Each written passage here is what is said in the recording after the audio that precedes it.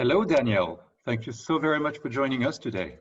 It's such a pleasure, Jean-Guy, to be here with you and with all of you listening as well. Thank you. Thank you. I'd like to introduce you to the many people joining us today on this Professional Beauty Virtual Week of Beauty. Daniel, you are a medical doctor, CEO of Super Smart Health, an expert in science and leadership and resiliency, author of Leading Well from Within, a neuroscience and mindfulness-based framework for conscious leadership, and we'll get also into this.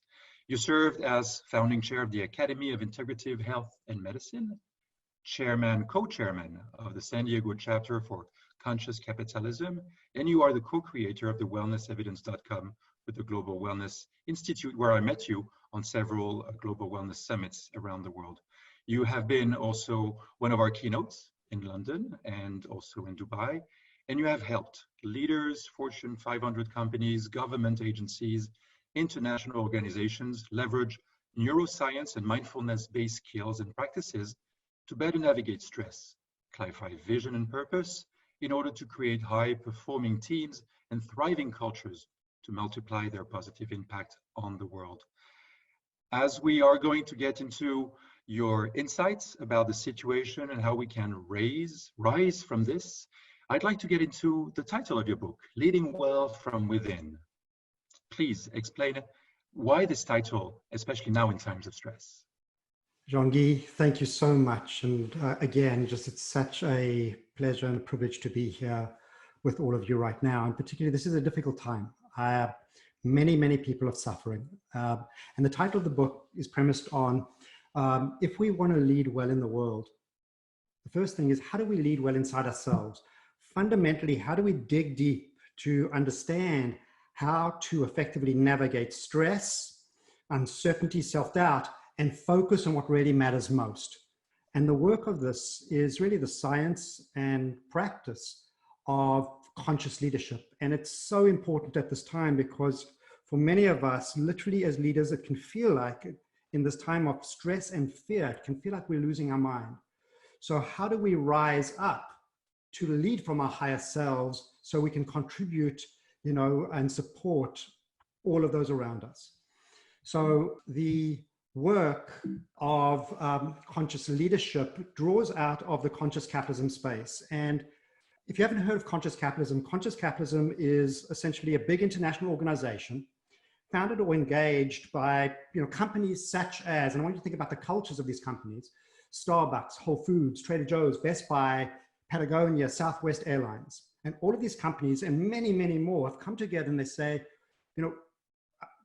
we see organizations as holding the greatest promise for really social transformation. And their mission statement of the organization is ambitious. We exist to elevate humanity. And I don't think there's ever been a time, now that we're in struggle, of how do we come together and elevate ourselves, come together and elevate through this challenging time. And they run on 4 tenets. And the first tenet is higher purpose drives. Higher purpose drives. Second is making sure that all stakeholders are accounted for. No person or even the environment left behind. And then it's about conscious leadership that drives conscious culture and a thriving environment. So the heart of this is the questions we ask. How can we lead from our higher selves more consciously, particularly in this time of stress and fear? And what I find really helpful, particularly in this time of disorientation, is anchoring this in a foundation of neurobiology. And the power of neurobiology over here is this. One is, it's actually an act of compassion to understand how our brain works. And the reason for that is when we go into this dark place within ourselves, if you can trust and understand that this is not a flaw or weakness, this is how your brain works under stress, it can destigmatize that and give you great comfort. And then the other piece of this is if you understand that this is not only happening in your brain, but happening in the brains of others, then we don't feel alone and we can actually not only be compassionate with ourselves, but more compassionate with others too. So there are a number of ways of organizing the brain. The simplest, and actually, and perhaps it's even an oversimplification, but very helpful in times like this is a construct called the triune brain. It's an evolutionary model of the brain where the brain develops from the bottom up and the back forward. And the three parts of the triune brain over here are, first is the brain stem, which some folks have referred to as the reptilian brain. Then there's another level up here, which is called the paleomammalian brain and the limbic system. And then you have this third part of the brain, which is the neocortex, and you've got a structure here behind you called the prefrontal cortex. That is the third part of the triune brain. And the powerful thing about the way the brain is constructed is that if we simplify this, the brain essentially maps against Maslow's hierarchy of needs. And when you look at this part of the brain, the reptilian brain, this very much focuses on safety and survival.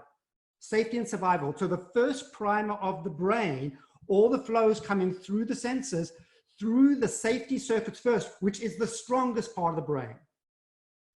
Then, as we find safety, this part of the brain has many, many functions, including pair bonding and nurturing. And so this gives rise to our capacity for love and belonging. And then this part of the brain, the neocortex and the prefrontal cortex in particular, has a number of important functions that give us the capacity for high performance conscious leadership. This part of the brain, for example, the prefrontal cortex, has direct connections over here into the amygdala, which triggers our fight and flight responses. So this part of the brain gives us the capacity for emotional composure. In addition, this part of the brain integrates everything below it. So you have a highway of fibers coming up from gut intelligence, heart intelligence, radiating forward. And this part of the brain gives us the capacity for compassion, morality, empathy. So this part of the brain enables us to relate well to others. In addition, this part of the brain is our executive function. So at a time when we're under immense stress, your ability to access this part of the brain, which gives us decision-making, as well as the willpower to follow through on the decisions we make, is incredibly important for us to stay on track with what really matters most and achieve meaningful results. And then finally, this part of the brain has an incredible capacity, higher cortical circuits, this part of the brain, to actually engage in something called metacognition, where we can step back mindfully and notice the thought streams that are going through, and instead of just reacting, to be able to pause, plan, and make a wise decision. So this part of the brain gives us the capacity to act with wisdom. Now, when you overlay all of this with the stresses we're going through, there are flows that happen naturally in the brain. And there's a very important formula. And the formula that determines how things flow in the brain is the formula of what is the demands we experience in our life to the resources we have to engage. And when demands exceed resources, we experience threat around stress and self-doubt, and we can cave under threat, going down into a safety zone and really a reactive mindset. Now, that said, this is what the brain is designed to protect itself. Again, we're safety first. So a lot of this is adaptive. So certainly in times of physical threat, it's very, very important that we're taking care here physically of our physiological needs to prevent, coronavirus contagion, to take care of our needs for food and shelter. So all of that is very, very important. But at the same time, when we experience psychological threats, when our ego is rattled, we actually go into fighting and taking flight, for example, within stress and with self-doubt. So we all fight for control, we all fight to prove self-worth. And while that can occasionally be adaptive, it can also create tremendous strain in our relationships, leading to us feeling more irritated and angry or withdrawing from others. So while this can be very adaptive, it can also at times cause more harm than good. Actually, Peter Drucker, a management guru, has a the gravitational pull into safety, even at the best of times, is incredibly strong. And Drucker said, essentially, all organizations are a mix of friction, confusion, and low performance. Speaking to actually this pull down towards safety. And then he says, everything else requires leadership. And leaders have the capacity, high performance conscious leaders have the capacity to help in the most difficult times tap into, a flow of meaning, purpose, to tap into a flow of inspiration to elevate themselves and others around what matters most. And so essentially, high performance conscious leaders have the skills and practices to be able to create within themselves, take better care of themselves, find psychological safety, find a sense of deeper connection within themselves, and maintain a focus on really what matters most. And the power of this is, it's not about taking care of yourselves, but in taking care of yourself, it enables us to take better care of others. And the power of this is that when we look at how we transform within ourselves, we then have the capacity to transform others, because this oscillation between reactivity and creativity doesn't only happen in isolation. It doesn't only happen in isolation. We oscillate all day long between a reactive and a creative mindset. But here's the kicker. There's a powerful definition of leadership that I love, which is leadership is an act of influence. Leadership is an act of influence. And what I've shown over here is that, the neuroscience of conscious leadership invokes this understanding that we're all wired to connect, meaning you cannot not have influence. You cannot not have influence. And so the question we ask is, am I having positive influence on my environment? And am I having negative influence on my environment? And by the way, we have influence, yes, at work, but at home, with our friends, with our community. We have influence in all dimensions of our life. So leadership's not even a role, it's a way of being. And because we cannot not have influence, the act of leadership development, if you will, is not even an act of becoming a leader, it's an act of awakening to the leader you already are. And so when you look at this wiring to connect, we oscillate between these states of reactivity and creativity, and in the cycle of influence, if we're in a state of reactivity with our fight and flight responses, our fight and flight responses and our edginess and our anger and our frustration trigger somebody else's stress and self-doubt. They go into fight and flight, and that triggers their stress and self-doubt. And now you're in a cycle of fight, flight, trigger, fight, flight, trigger, fight, flight, trigger. And by the way, all of those individuals where you're triggering reactivity, they're triggering reactivity in others. So what we're doing is we're not only experiencing physical contagion, we're experiencing social and emotional contagion at a grand scale. On the other hand, if we know how to break this cycle and we know how to enter the state of creating safety, connecting more fully with ourselves and kind of remembering what matters most, we can enter the cycle of being better able to receive and give with others. To receive others with empathy and understanding and give with authenticity and care. What does that look like?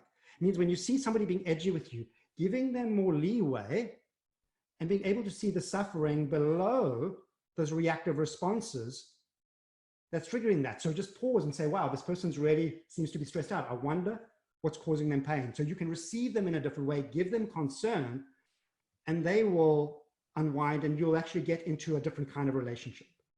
And over here, we come back to Maslow's hierarchy of needs. We come back to Maslow's hierarchy of needs again. So if you're in fight, flight, trigger, fight, flight, trigger, fight, flight, trigger, we're pulling down towards safety right now. And actually what the consequences of this is, if this goes on for weeks, by the time we pull down into safety, we forego love and belonging and feel disconnected, and we forego what gives us a sense of significance, so we have a reduced sense of accomplishment. So as this goes on for weeks, we end up feeling exhausted, disconnected, with a reduced sense of accomplishment. And that, by the way, is the gold standard definition of burnout. And so over time, and that burnout overlaps with depression. So again, if you begin to feel these embers of burnout right now, even feeling depressed as a result of this, I just want you to know that you're not alone and you're not weak, but this is how the brain responds under essentially high demands and low resources in its endeavor to protect itself when that happens. So it's natural. Now, as a leader, the key question for you to ask yourself, because when you look at the equation of demands and resources, is, am I showing up for somebody else as a demand, or am I showing up for them as a resource in terms of how we elevate? Big question, because if you're showing up as a demand, you're in this cycle. Over here, as a resource, you'll be in a cycle of receiving and giving with others, and will be able to elevate yourself and others. And by the way, there are such beautiful examples going on right now where this is happening. I'm thinking about over here in terms of how people are receiving, giving with each other. In Italy, singing from the balconies, right? I'm thinking about all of the healthcare providers that are out there doing incredible work, you know, in times of high risk, because it matters most to them that they want to care for their patients. And the sad thing is that many healthcare providers are getting sick and some are dying as well. So this is just, you know, a testament to the human spirit.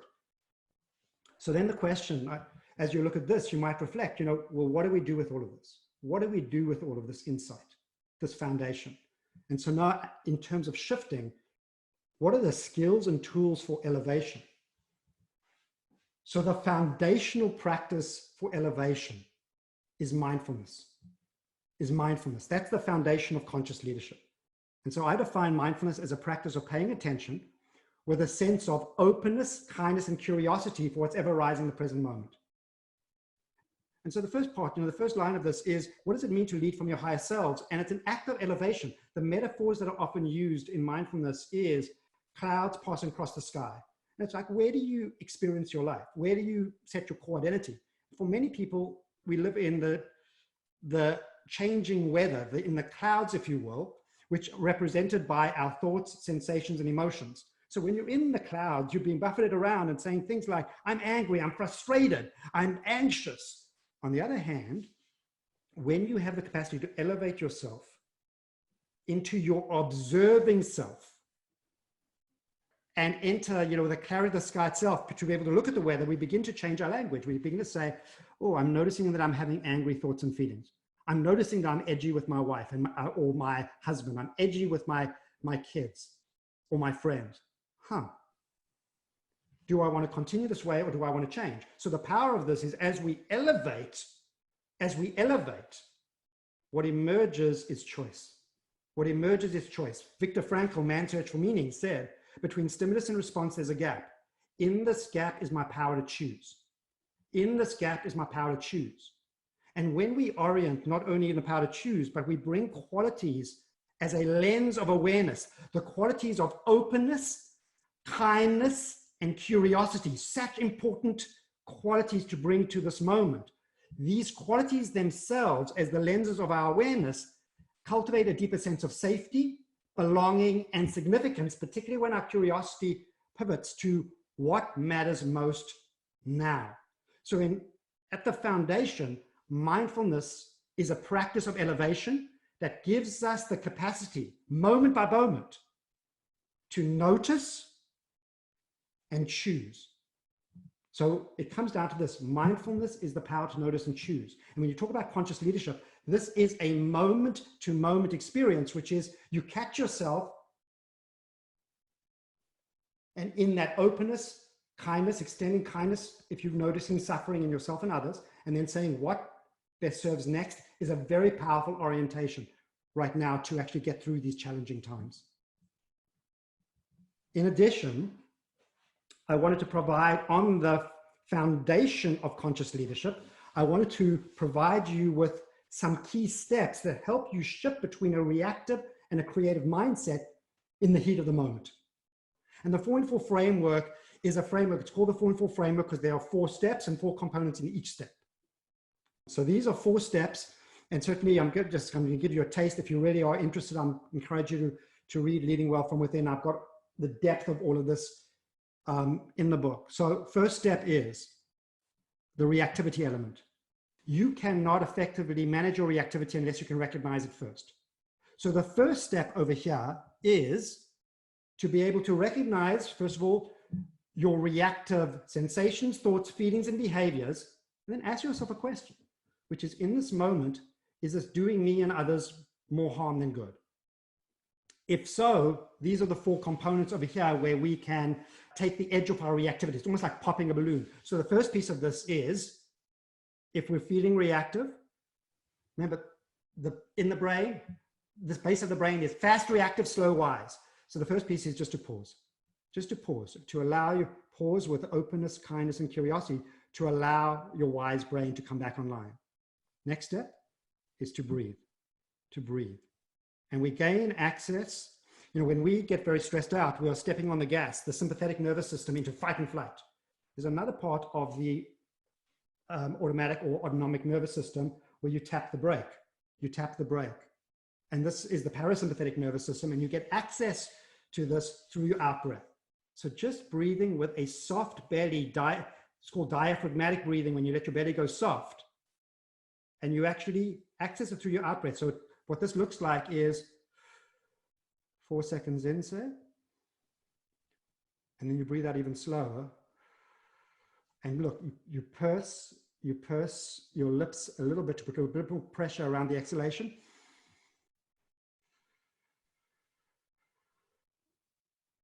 I encourage you to try that. 3 to 6 breaths will really calm you down, in a hurry. Third component over here, and you can use this in any order that you want to. Third element is something called name entertainment. So there were studies that were done out of UCLA, where they put in, individuals in MRI scanners, and when people looked at angry faces, it activated their amygdala, the source of triggered the anxiety response. And what they found is if you simply name your experience, there's anger, there's frustration, there's irritation, that activated the prefrontal cortex and deactivated the amygdala within seconds. So there's this adage, you name it, you tame it. And then finally, the final component here is consider your best response. And then ask yourself what best serves next. So this first step is powerful, our ability to take the edge off the reactivity in the heat of the moment. This next step goes deeper. So you can take the edge off your reactivity, but sometimes the reactivity comes back over and over again. This step enables you to reframe your experience with stress and self-doubt. And it's incredibly powerful, almost like you're going into the roots, and you're actually going in and you're reframing the underlying triggers that are causing those reactive responses to begin with.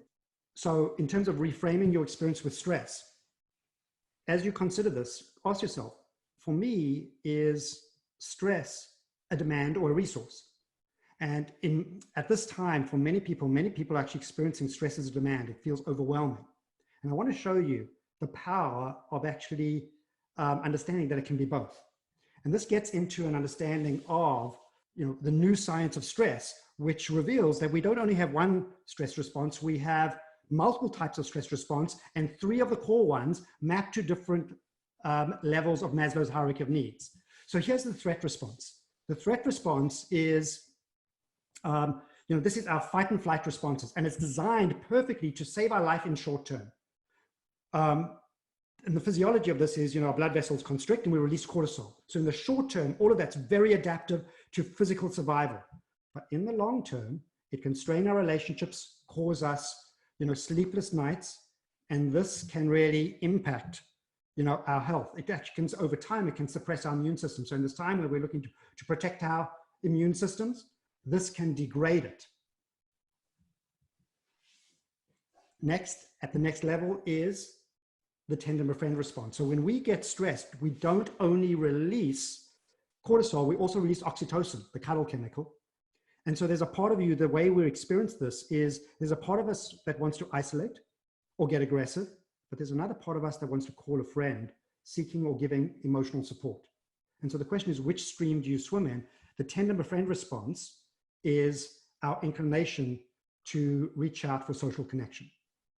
And then we've got this response, which is a high performance stress response. This response is extraordinary. And this response is based on when we feel the energy of stress and we amped up, instead of trying to kind of push that energy down, we're using every ounce of that stress energy in service of the outcomes that matter most.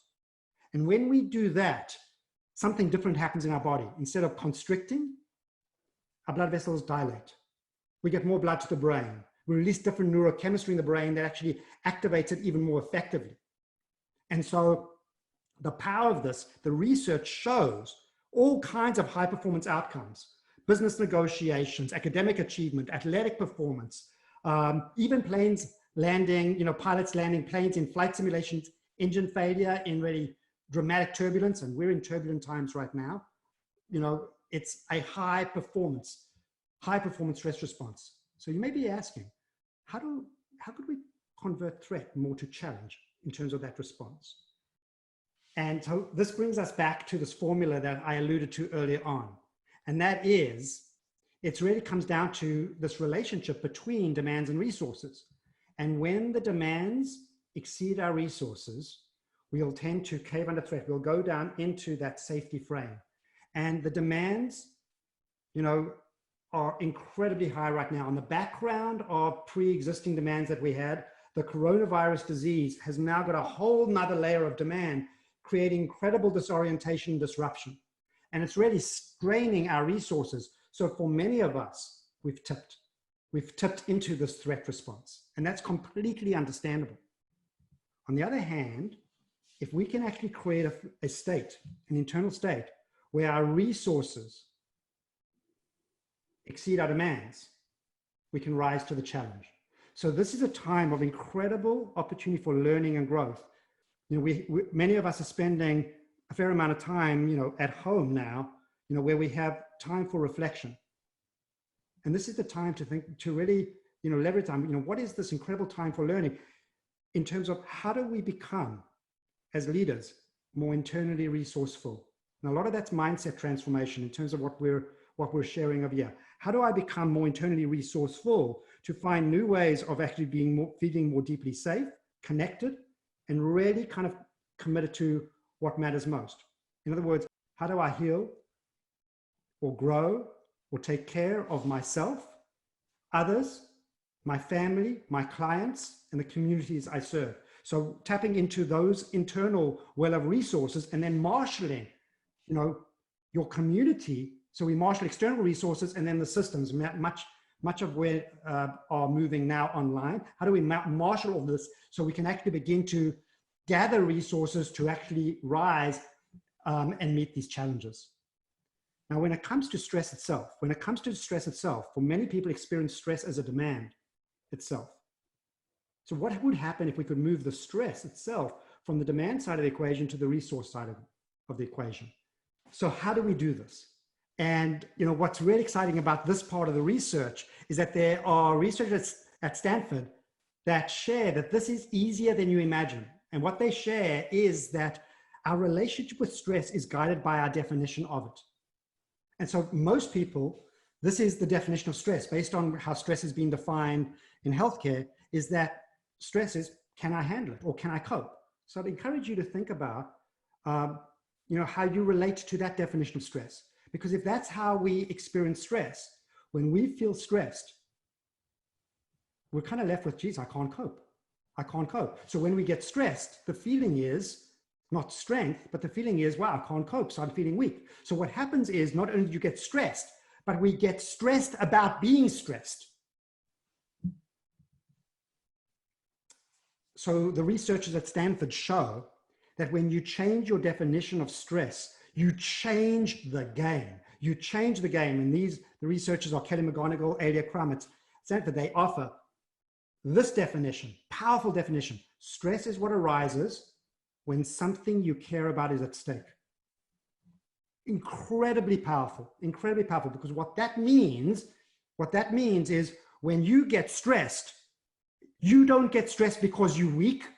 You get stressed because you care. You get stressed because you care. And an interesting thing happens when you actually leverage this definition and understanding.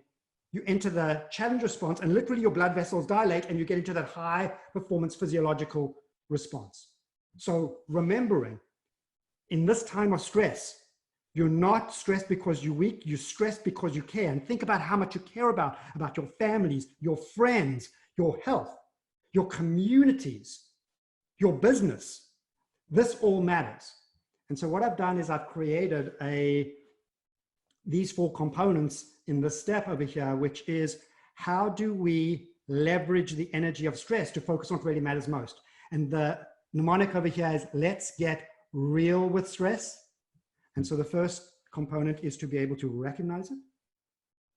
And then in recognizing it, rather than recoiling against the stress, to remember that stress is mobilizing as an ally, as a friend, to help you take care of the outcomes that matter most. So this leads you into an embrace. And then we go into this third component over here, which is, how do we ask a better question? And typically under stress, we ask the question, how can I get rid of my stress?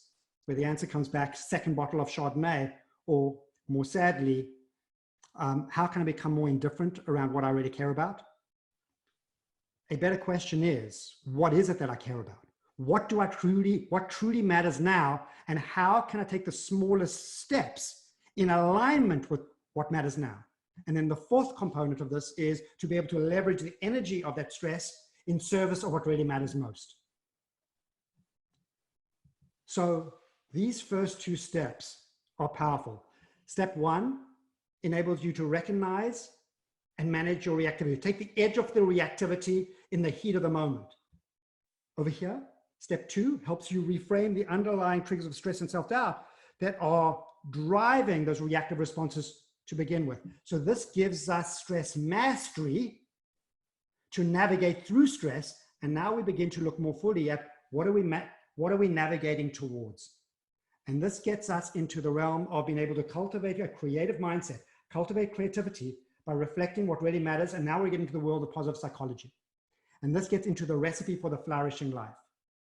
And really, if you think about what really energizes our life, it's the thrill of learning, connecting, connecting over here with ourselves, with others, our deepest source of inspiration, having the ability to express our full potential, and then be of service, and then having the ability to create the freedom and opportunity to live this, out of which comes an experience of significance and our ability to leave a legacy. And so we don't have time to really kind of go into the depths of it, but I wanted to just show you that I have a 4-component process over here that helps you do just that, to be able to create the freedom and opportunity to live all this. And it's a process. The 4-component process is vision, strategy, implementation, and results. And it's a cycle of continuous quality improvement that helps you optimize your health, your relationships, and the meaning, joy, significance, and effectiveness and meaning in your work. And again, all of that's laid out in my book as well. So these first 3 steps, these first 2 steps over here are around navigating stress and focusing what really matters most. The most important part of this work is step 4, which is the ability to tap into our stream of inspiration, and become really purposefully engaged. And this is the deepest part of the work, because ultimately what drives our responses, whether it be reactivity or creativity, is the internal dialogue that's chirping at us all day long. And under stress, what is really kind of chitter-chatter, what's chirping at us is, okay, in this moment, what if, and all the catastrophes that could happen. Okay, what's wrong with me? What's wrong with everybody else? And ultimately, we start chirping on this, and it drags us down into this place of, maladaptive safety, if you will, with fight and flight responses. And that becomes the fabric, essentially, that leaches into not our internal conversation, then leaks into our external conversation. And that then becomes fight, flight, trigger, the cycle of reactivity that leaches into culture. So the question over here is, can we ask a better question? How do we transform our internal dialogue for a more productive dialogue? And so this is the process of catalyzing growth, which is your ability to ask a good question, to then find the stillness for those answers to find you, to be able to trust your knowing, and then take action in the stream of that inspiration. And when you bring this back here and look at the powerful questions we ask, we put ourselves into this stream of inspiration. To be able to reframe your questions or reseed your questions, to come up with more productive questions, such as questions in alignment with your recipe for your flourishing life here. Asking the question like, okay, difficult moment. What's it I'm here to learn? Catalyzing your learning and growth at this time. What's it I'm here to learn? How can I better connect within myself? How can I better connect with others? How can I better connect with my deeper source of inspiration? How can I best express my full potential? How can I best be of service right now? When we begin to enter into these questions, we begin to cultivate a deeper sense of safety, belonging, and significance to lead within ourselves from our highest selves. And then we begin to see those same questions in our teams, in our families, we begin to rise together. Agreed. This is a great framework for you as a coach, helping leaders, helping organizations. I know you have one-on-ones, but also you've taken this framework to audiences of hundreds of people and leading them for a whole day or 2 days of seminars. So this is really good and efficient for you as a coach helping others. But I also hear, as you say, reframing questions for us. So could you lead us a little bit more into how we can coach ourselves in this time of isolation? And with that practice, how can we coach others with whom we're in contact? Well, thank you for that question, Jean-Guy, because it's a really, I think at this time, probably one of the most important things we have to ask as leaders is that question. How can we better coach ourselves, and how can we better coach others so that we can all elevate together? And this work really, I just want to amplify, it comes down to the quality of questions that we're asking. It comes down to the quality of questions that we're asking. And so when we look at, how do we coach individuals up? Well, let me share with you as well how I coach others so that you can actually use the same process to be able to do that. And so with pleasure. And so when I coach others, usually I coach on a 6-month block. Every other week we have, these sessions that are arced on, how do we lead well from within and become more effective and high performance conscious leaders. But the key, the part of this that actually is the most important part of the way I work is I'm on call for my clients 24/7. And I want them to call me in a moment of need. And the philosophy of the coaching is one of self-coaching. So I want them to call me in a moment of crisis. In other words, when the demands have exceeded their resources to engage in the heat of the moment. And in that moment, I know they're going to be calling me in the depth of safety.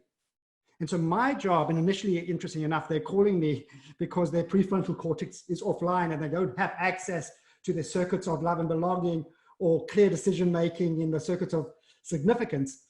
And so they're offline right now and they're calling me as a peripheral prefrontal cortex so they could resource up to, rise to that level of significance. That said, because the philosophy of coaching is one of self-coaching, my goal as a coach is to actually help somebody self-coach by helping their prefrontal cortex come back online.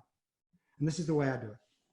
So the first thing I do, and this is so important for each of you as you do this, is to claim the ground of belonging first, love and belonging first.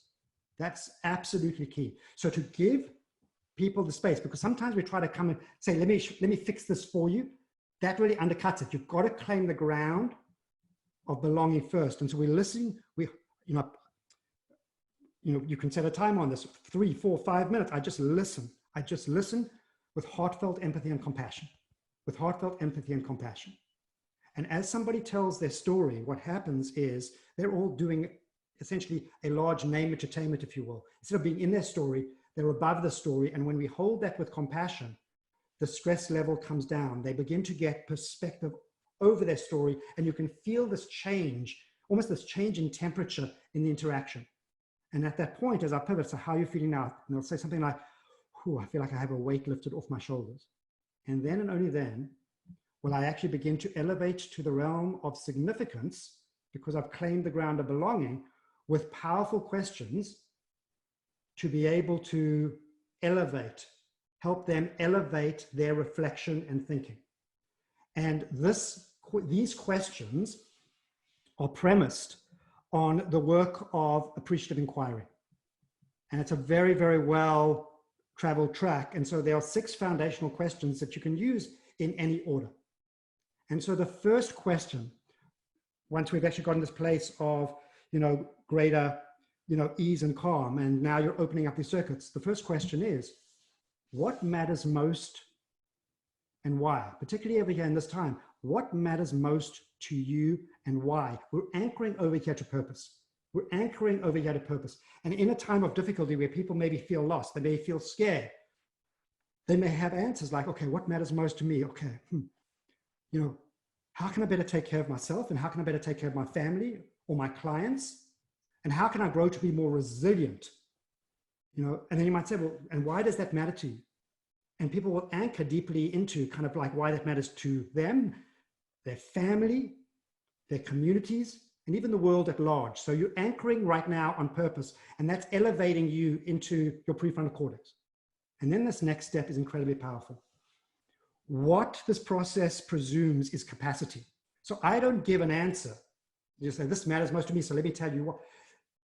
I help people activate their own strengths by helping them remind them of a time when they've already got through this so that they own their response. And I presume capacity. And so I'll ask a question such as, well, where else have you been up against it before? Where you've been faced with seemingly insurmountable odds and somehow you came through. Share a story. And as they share a story, they begin to remember the strengths that they have, and the energy begins to rise in their body. And then I ask the next question, well, what does that reveal to you about your current strengths? What does that reveal to you about your current strengths? And what are those current strengths, and what are the superpowers that got you through before that can really help you now? And they begin to really kind of access those superpowers and energize, say, wow, I found that I had incredible, I was able to tap into my mindfulness practice, or I was able to tap into that positivity, or my capacity for resilience and grit. And I was able to tap that. They reconnect with that. Or, they say, for me, the greatest gift was actually remembering to be self-compassionate so I could be compassionate with others. Well, if those strengths, if you can imagine those strengths flourishing right now, what would your vision for near-term and long-term success look like? And then the next two questions go into strategic implementation. Like, what strategies will best enable your success? And what action steps will you take to achieve your results? So what will you implement to make this happen? And so the short of this is, this process is so incredibly powerful for both one-on-one coaching, but also to be able to engage in this process at a team level that can really help us all rise together. Indeed. Speaking of others, how can people work with you? How can we reach out to you for future guidance? Yeah, with pleasure, Jean-Guy. So certainly I work in a number of different ways. One is if as a leader, you feel you would, at this very challenging time, would benefit from some aspect of coaching to help you elevate yourself so you can elevate others around you, I'd be very, very happy to connect. I also work with teams. So as a leader, if you want to help your teams not only self-coach themselves, but understand how they can help their teams self-coach themselves so teams can work more effectively in these challenging times, I'm happy to help there as well. And finally, the nature of the workshops, more and more, we're all turning to do this work online. And what I'm finding, particularly over Zoom, it's incredibly powerful where you have breakout rooms where you can really simulate an experience as richly as if you were in a live workshop. And so I do a lot of programs right now, supporting people in the virtual environment, really activating around the insights of leading well from within and the ability to coach themselves and coach others so we can all rise together and in the language of conscious capitalism, fulfill the mission of elevating ourselves so ultimately we can elevate all those around us and humanity at large. Thank you so very much, Daniel. I know people can reach out to you directly. There you have a slide with your contact details, and I highly encourage leaders listening to us spa owners and hospitality leaders to get in touch with you, definitely get the book. Go on the website, supersmarthealth.com, to see all the many other resources. And if you need it, please absolutely reach out to Daniel on his email or by telephone. Thank you so very much, Daniel, for your time. There's so much more we could dive in, and I hope we will have more conversations like this. Okay. Thank you, Jean-Guy. Thank you so much, for all the work that you're doing, and thank you all for listening. I hope this has served you well.